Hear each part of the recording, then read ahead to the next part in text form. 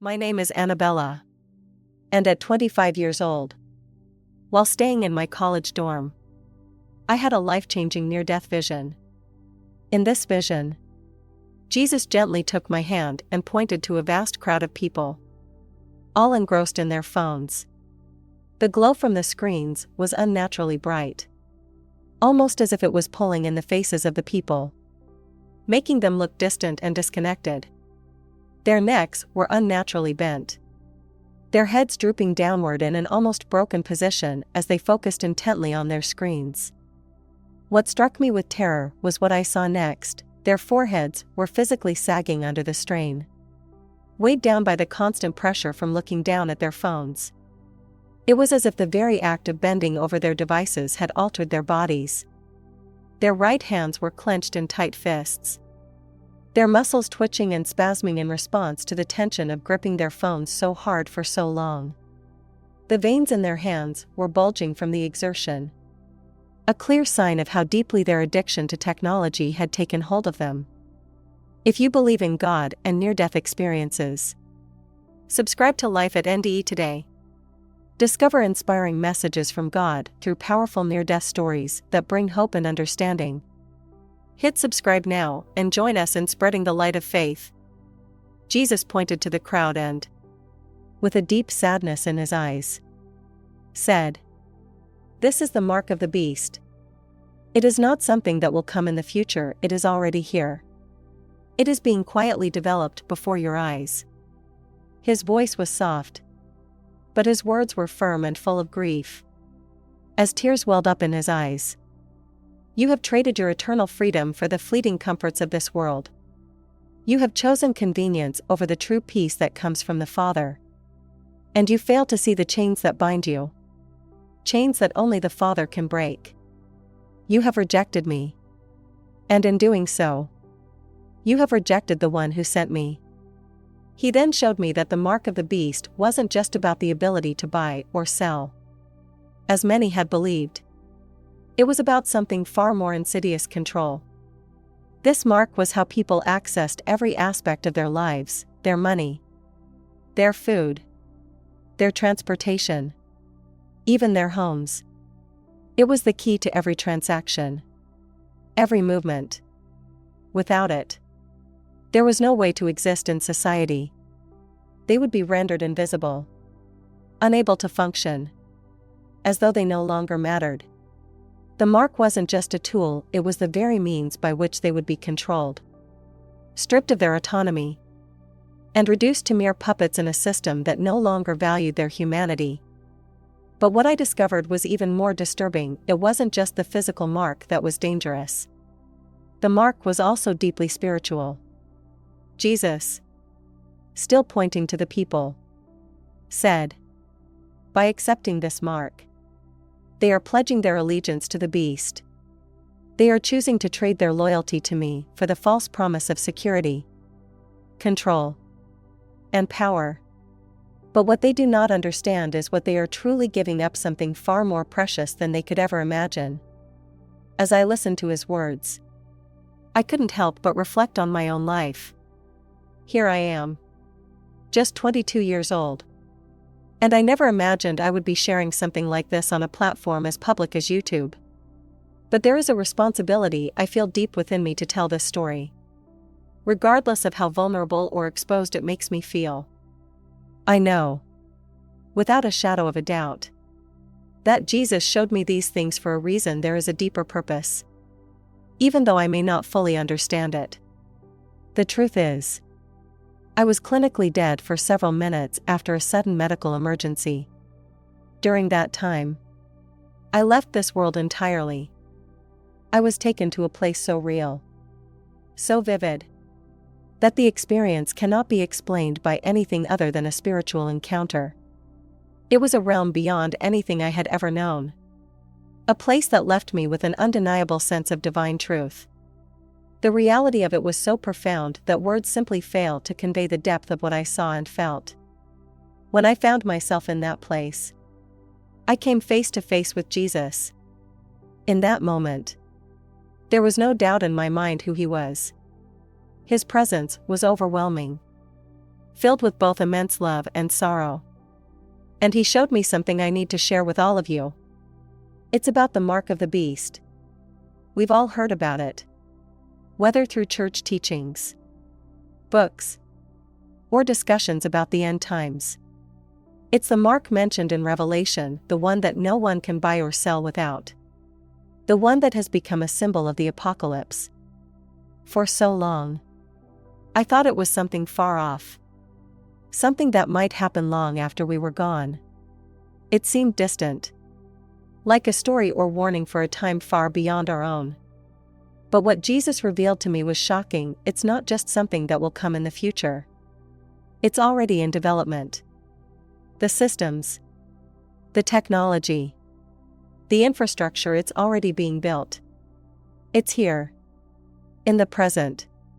Even though most of us are too blind to see it. We are already on the path.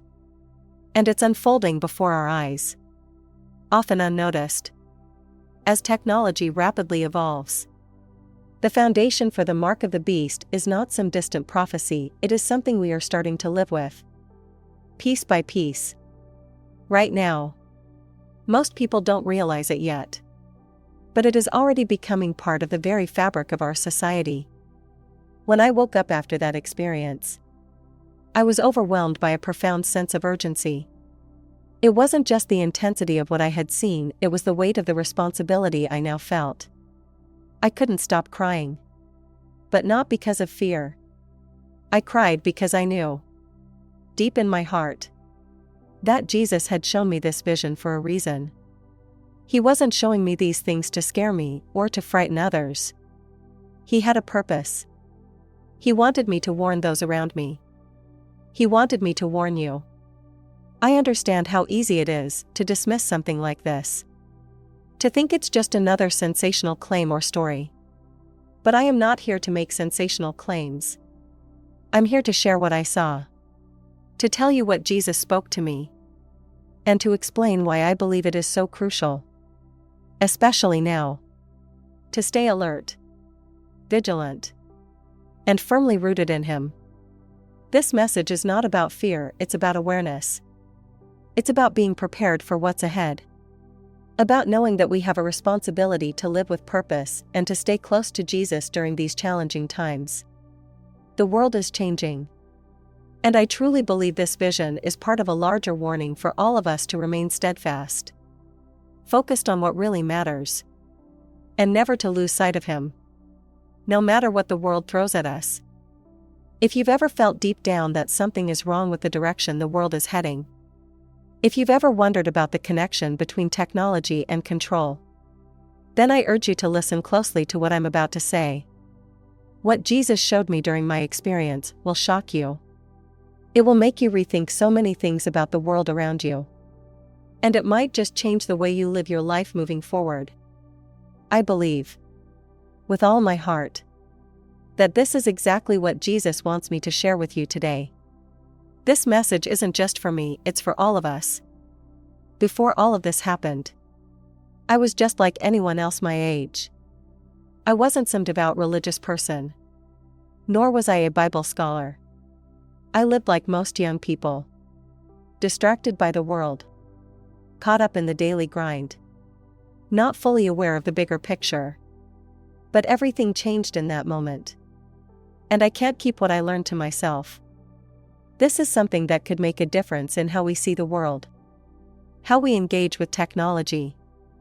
And most importantly, how we live our lives. It's a wake-up call.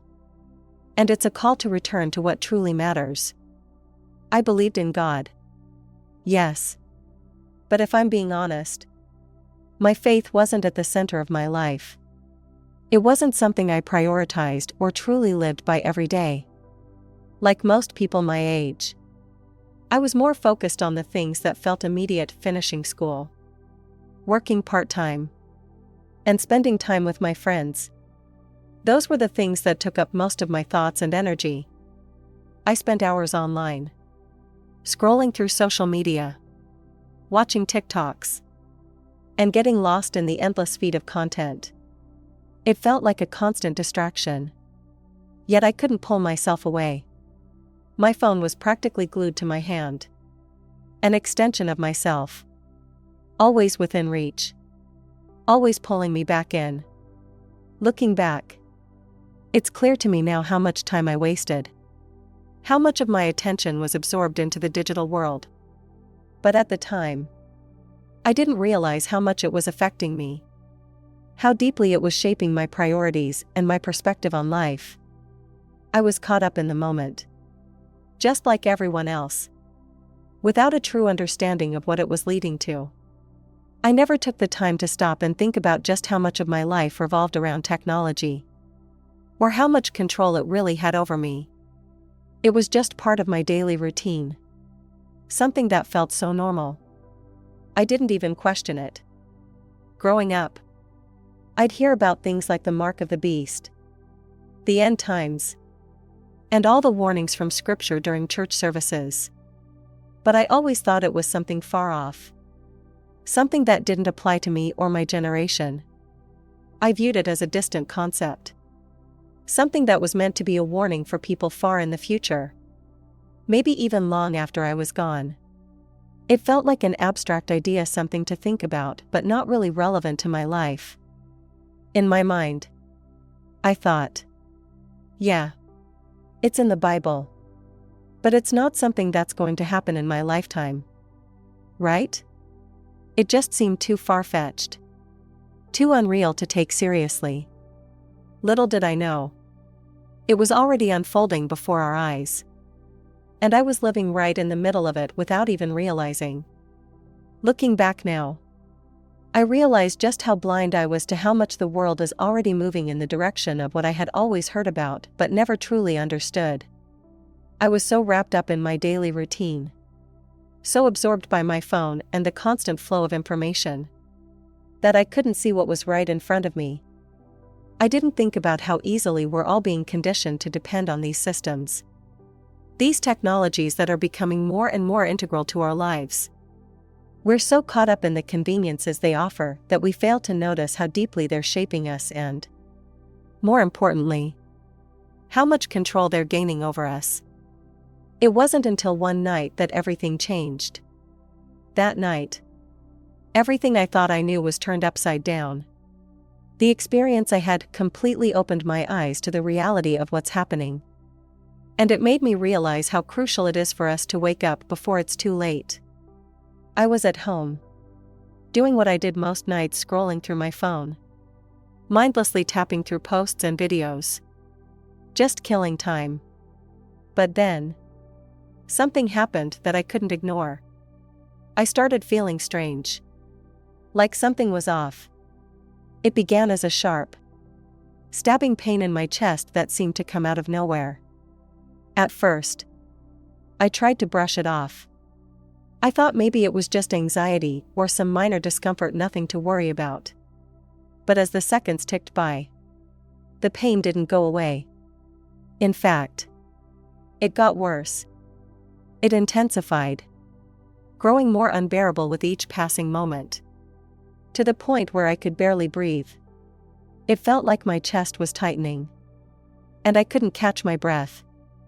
Panic set in as I realized that this wasn't just a simple ache or passing discomfort, it was something much more serious. My body was sending a clear signal that I couldn't ignore. In that moment, I called out for my roommate. And she immediately sprang into action, dialing 911 without hesitation.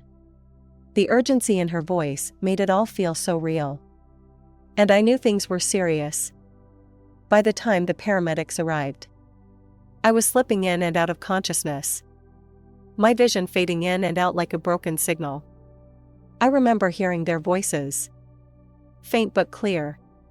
Telling me to hold on. To stay with them. It was the last thing I heard before everything went dark.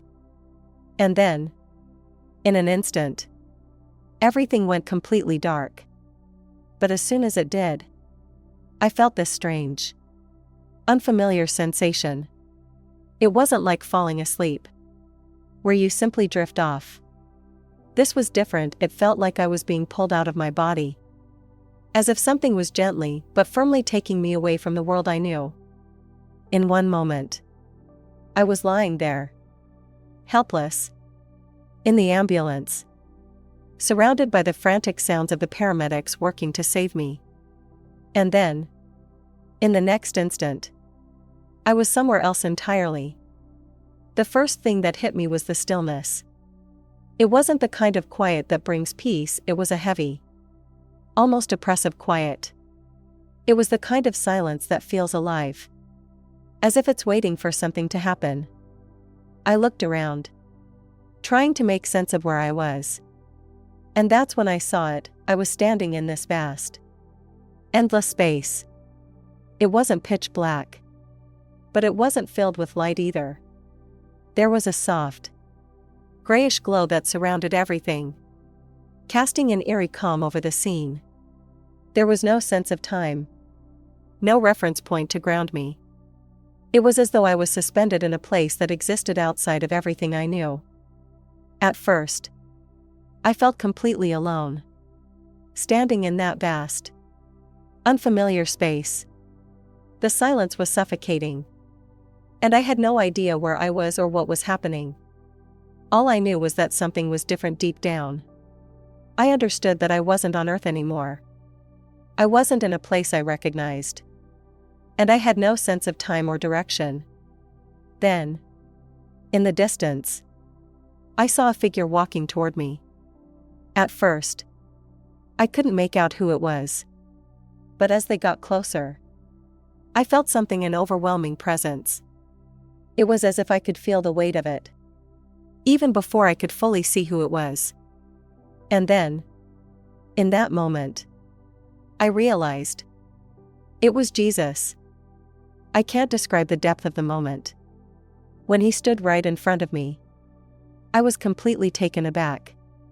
Not by his appearance, but by the sheer power of his presence. There was a peace in his gaze, but also a kind of sorrow that made my heart ache. He didn't say anything at first. There was no immediate greeting or question. He just stood there, looking at me. It was as if his eyes were searching my soul, seeing parts of me that I didn't even understand myself. The silence between us felt eternal, as though everything in that space was paused, waiting for the moment to unfold. In that moment, it felt like he could see every part of me, every thought I'd ever had, every choice I'd ever made, every fear and doubt I'd ever carried. His gaze seemed to pierce through all of my defenses, as if nothing could be hidden from him. It was overwhelming, but also oddly comforting, like I was being understood on a deeper level than I ever thought possible. Then, he spoke.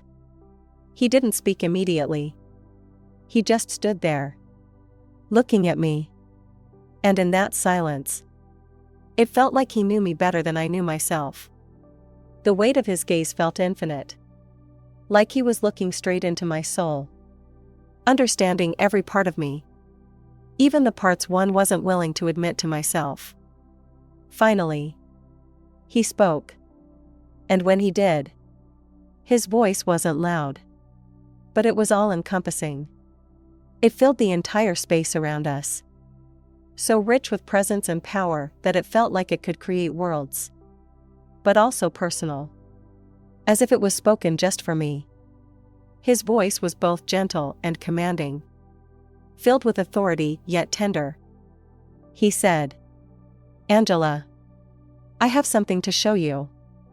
Before I could respond, before any words even had the chance to form on my lips, he reached out his hand. There was something about the way he moved, like everything in the universe bent toward him, aligning with his will. The moment my hand touched his, everything around us changed. The space we were in, that heavy, still atmosphere, shifted. It was as if time itself had bent to his touch, and the very fabric of reality was unraveling and reshaping itself before my eyes. The feeling was surreal, like I was being pulled into a new realm of understanding, one that I had never known existed. In an instant, the endless gray space I had been in disappeared, And I found myself standing in the middle of what looked like a massive, sprawling city. The first thing that hit me was how overwhelming everything was. Bright lights flashed everywhere, and enormous digital screens covered every building, displaying constant streams of information. The city was alive. Yet there was something unsettling about its vibrancy. It felt futuristic, like something straight out of a sci-fi movie, but in a way that made my heart race with unease. The streets were filled with people, but they were all the same, walking around with their heads bent down, completely absorbed in their devices. Some were holding smartphones in their hands, while others wore strange glasses or headsets that completely covered their eyes. It was like a scene from another world, where people were disconnected from everything around them. What struck me the most was the way they moved. There was no engagement with each other, no awareness of their environment. They were entirely consumed by whatever was on their screens, so lost in the virtual world that they seemed to have no connection to reality at all. It felt like they were walking through a digital dream, their physical bodies moving in the real world, but their minds were somewhere else entirely, trapped in a screen-based existence. I stood there, watching in silence, feeling the heavy weight of what I was witnessing. This wasn't just a vision of a city, it was a reflection of something much deeper, something far more troubling. As I took in the scene, I felt a sense of dread settle in my heart. I turned to Jesus, confusion written all over my face. He looked at me with sorrowful eyes and said, "This is the future that is being prepared for the world." As he spoke, I began noticing something strange about the people around us. On their right hands and foreheads, there was a faint glow, almost like a symbol. At first, I thought it might be a tattoo or a small mark. But as I looked closer, I realized it was far more than that. It wasn't just a symbol, it was something embedded into their skin.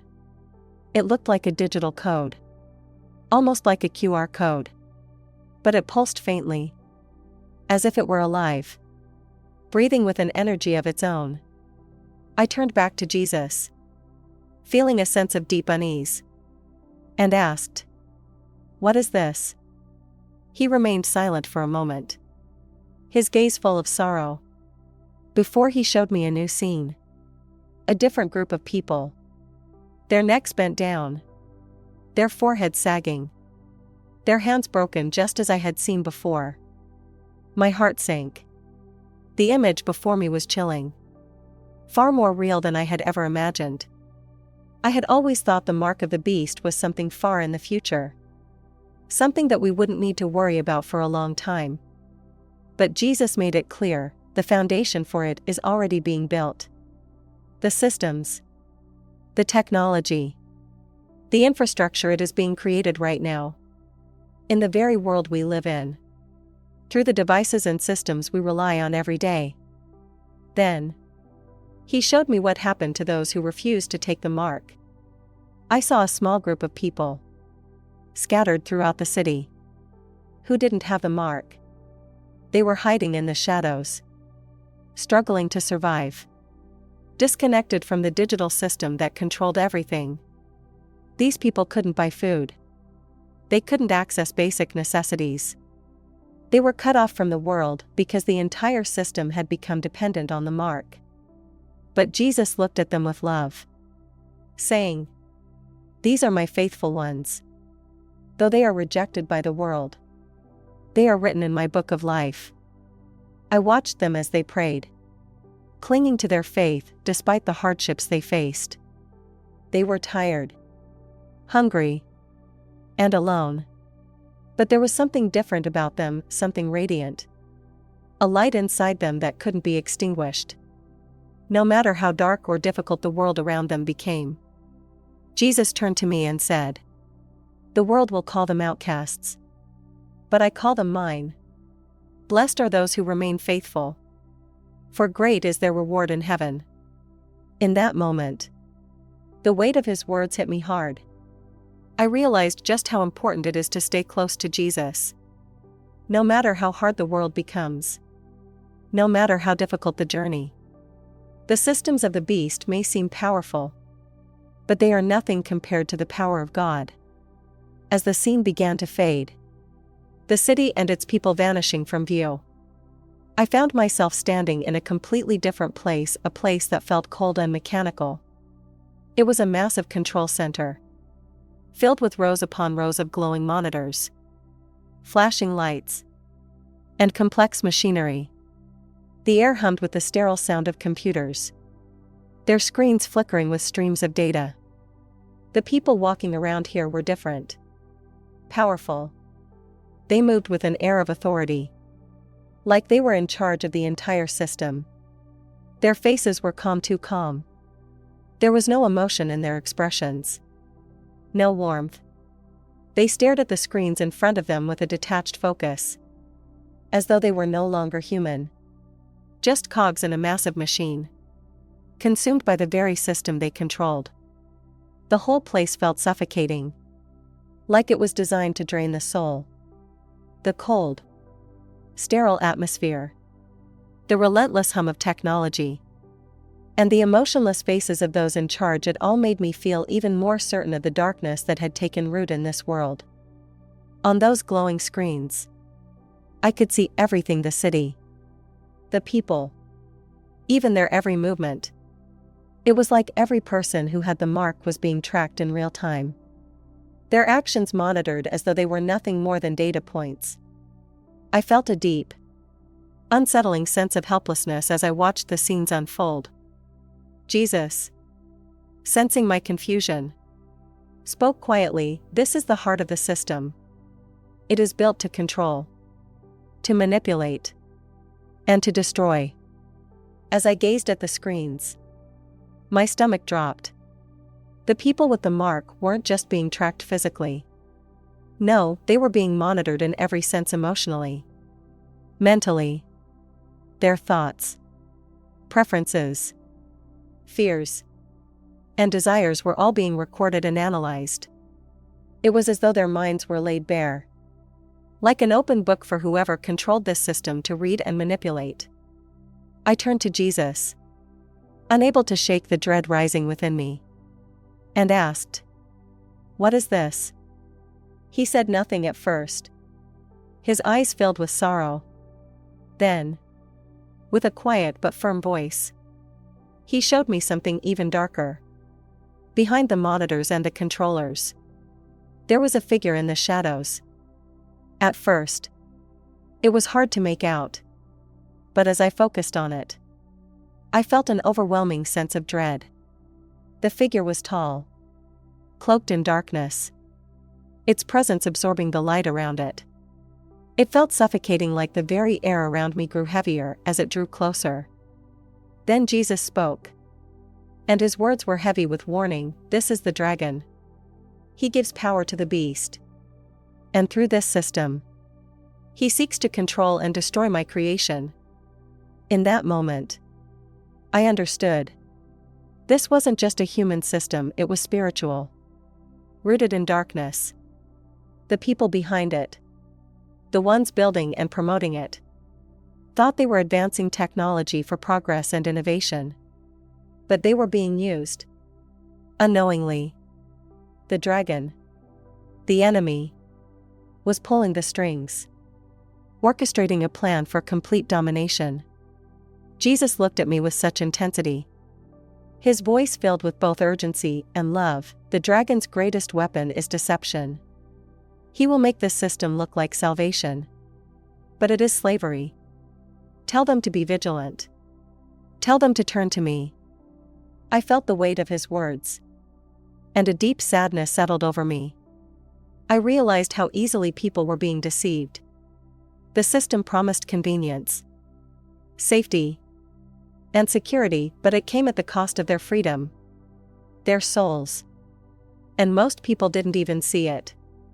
The vision of the control center faded, and I found myself standing once again in that infinite gray space, face to face with Jesus. This time, there was an urgency in his expression, a sense of deep gravity in his eyes as he looked at me. He needed me to understand the weight of everything he had just shown me. He spoke with love and authority. His words etched into my very soul. Angela. The time is short. The systems of the beast are being built even now. Many are blind to what is happening because they are distracted by the promises of progress and comfort. But you must tell them what you have seen. Warn them to stay vigilant. I asked, with a feeling of desperation, Lord, how do we resist something so powerful? How do we stand against a system that controls everything? He smiled gently. And in that moment, I felt a rush of peace wash over me. The answer is simple: stay close to me. Trust in my word. Do not be afraid. For I have overcome the world. Then, he reminded me of something from the Bible that I hadn't thought about in years. He quoted Revelation 14 verse 12, "This calls for patient endurance on the part of the people of God who keep his commands and remain faithful to Jesus." He looked at me and said, "This is what I ask of my people, to remain faithful. To trust in me. Even when the world turns against them." Jesus then warned me about the deception that is coming. The dragon will not appear as a monster. He will disguise himself in light, in innovation, in the promise of a better world. Many will follow him, believing they are doing good, but they will be walking into chains. He showed me how the mark would be presented to the world not as something evil, but as something necessary, even beneficial. It would be tied to health, safety, and morality. People would be told that it was the only way to protect themselves and their families. And because it would seem so reasonable, so logical, many would accept it without question. Jesus said, "The greatest deception is that the mark will not feel like a choice. It will feel like the only option. But remember this, those who trust in me will always have a choice." His words struck me like a thunderclap. And I realized just how easily people could fall into this trap, especially in a world filled with fear and uncertainty. That's why he wanted me to share this message, so people would recognize the deception and choose him instead. Then, as if to lift the weight of what I had seen, Jesus showed me something that filled me with hope. He revealed to me his faithful followers, those who refused to take the mark and remain true to him. They were scattered across the world, few in number, but strong in spirit. Though they were persecuted and rejected by the world, these faithful ones radiated a light that could not be extinguished. No matter how much they suffered or how much the world turned against them, that light inside them remained, steadfast and unshaken. Their spirits were not broken. And in their darkest moments, they glowed with a strength and peace that was beyond anything the world could offer. Jesus, with deep tenderness, looked at me and said, "These are my faithful ones. Though the world rejects them, I will never leave them. Their names are written in my book of life, and their reward is great." In that moment, I understood that their faithfulness and perseverance would be eternally honored. Despite trials and persecution, Jesus would guide and protect them, and their reward in heaven would far surpass anything this world could offer. It reminded me that those who remain faithful to Jesus, even in the hardest times, will receive the greatest reward. If you believe in God and near-death experiences, subscribe to Life at NDE today. Discover inspiring messages from God through powerful near-death stories that bring hope and understanding. Hit subscribe now and join us in spreading the light of faith.